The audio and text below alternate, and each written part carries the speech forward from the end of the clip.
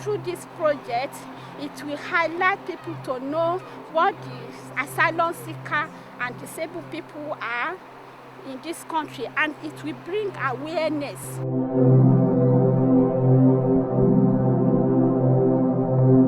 I just hope it makes people realise the problems that people in wheelchairs and disabilities have getting in and out of London and around it.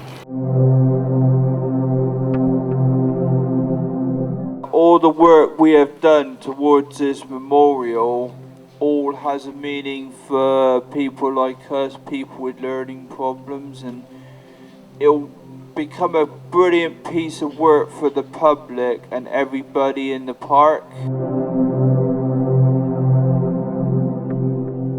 We actually enjoy participating as a group, with other groups, with other individuals. We felt solidarity because we felt included. Powerful and moving stories from people across the UK are being heard as a result of this project. The murals are intended to be an attractive, thought-provoking contribution to the local area. They're also a means for some of the most frequently ignored members of society to physically claim a space in their local community. The project focused on Bristol, Frome, Norwich and London and worked with very distinct groups of people. In Norwich they were disabled parents, ex-service people, isolated service users and lesbian, gay, bisexual and transgender groups. In London the project worked with disabled residents of a housing association. In Frome it was a group of people with learning difficulties. And in Bristol the group was made up of disabled refugees and asylum seekers. In 2004, I was trafficked from Nigeria to UK. I was kept as a prisoner for 3 years and forced to work as a prostitute and in other forced labor.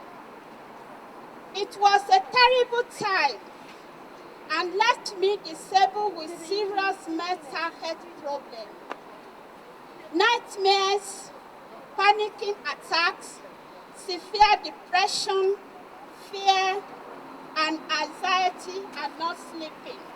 I would like to spread awareness among people to tell them what a disabled asylum seeker goes through.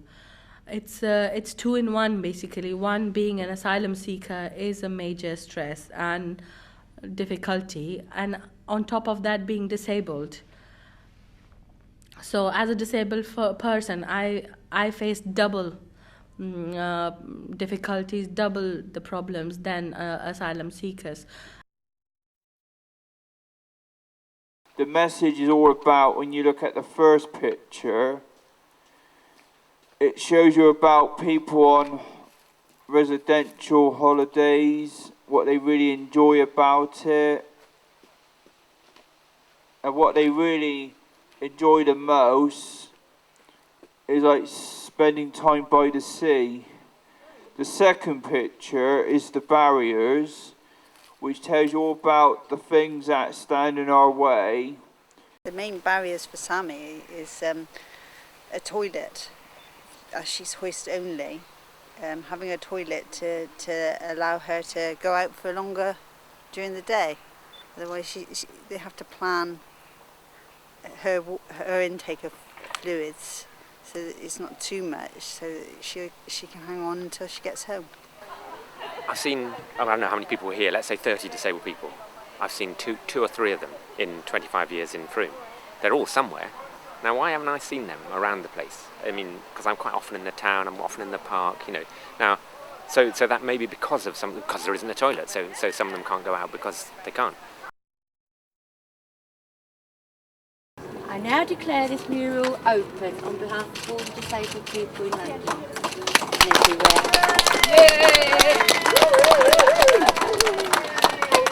I think that the project has been important to send a clear message that disabled people are central contributors to a community.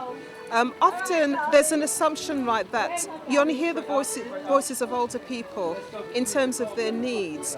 But disabled people here have really contributed to uplifting the environment, whilst at the same time raising awareness of an issue that so many people don't pay any attention to unless it affects them.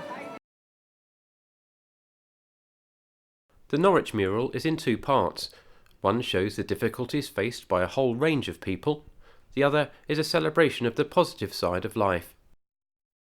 My view on life now is that there are so many opportunities out there that we need to get out there and take those opportunities.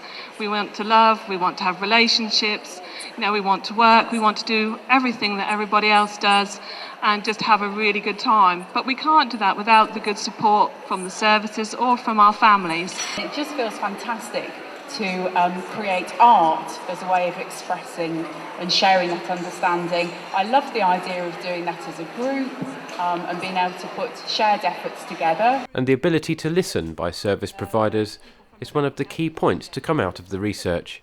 The hammer represents our rules, organisations and providers, trying to force us to fit into a world with services that don't fit us. I was a bit embarrassed to have inflicted such a challenging picture on our park, but it's well worth it. Just as the project focused on distinct groups, distinct issues came out of each area. In Frome it was the lack of public transport and accessible toilets. In London, accessibility to people's homes. I just hope it makes people realise the problems that people in wheelchairs and disabilities have getting in and out of London and around it. My personal one is where I can't get in to visit my friends and family because their houses have got steps, the doors are not wide enough. I think it's excellent artistic work. And it just goes to show that it's not people that are disabled, it's the environment that's disabling. And with the right environment, disabled people can contribute as much as any other member in society. And I think you've challenged us today because many of our homes are not accessible, although we make a commitment to providing lifetime homes for all tenants. So it's really something that all housing providers really need to think about. And there really is time that we started to deliver on that commitment. In Norwich, among the messages, ex-servicemen told of how life continued to feel like a minefield long after leaving the services. And in Bristol, there were specific issues relating to asylum seekers and refugees. The isolation and deprivation experienced by disabled asylum seekers is just immense.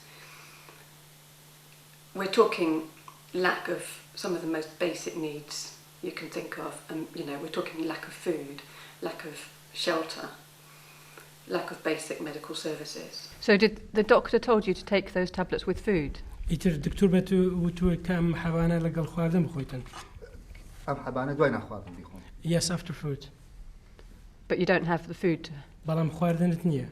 خواردن منية هيج. No, I don't have a food. No.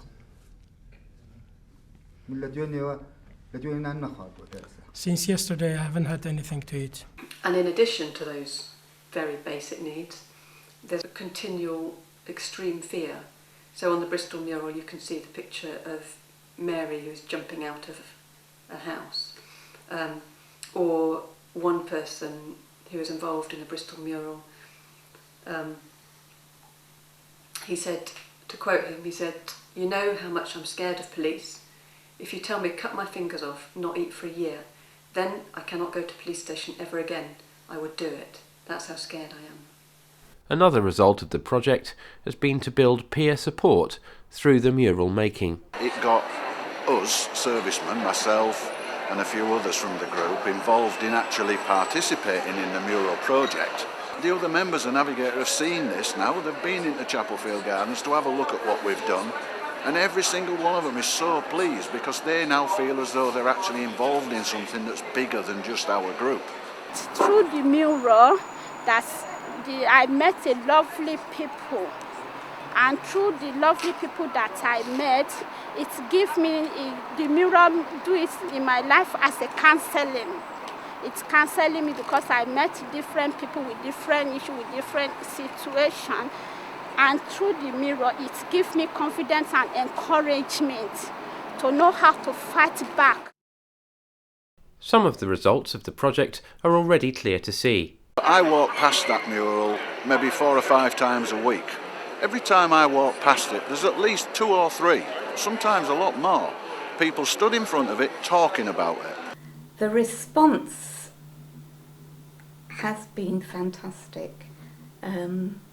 Norfolk County Council have been working with us to get people to respond to us as individuals, make the services respond to us as individuals, which is only what everyone wants to do, but it's just so difficult to make the system work like that. And this mural, I think, has really kicked me into action to make it happen, and I think it's helped everybody else to see it. I mean, a picture speaks 1,000 words, doesn't it? You can just see it isn't right, and we do need to respond to people. This project has seen the combined effort of more than 100 disabled people across England. They've contributed their experiences, thoughts, images, drawings and paintings, but above all, their commitment and enthusiasm. The driving force behind the project was the desire that the research should make a difference to people's lives. The use of public art seemed the perfect way to achieve this and to leave a lasting legacy in the community. The murals are here to stay.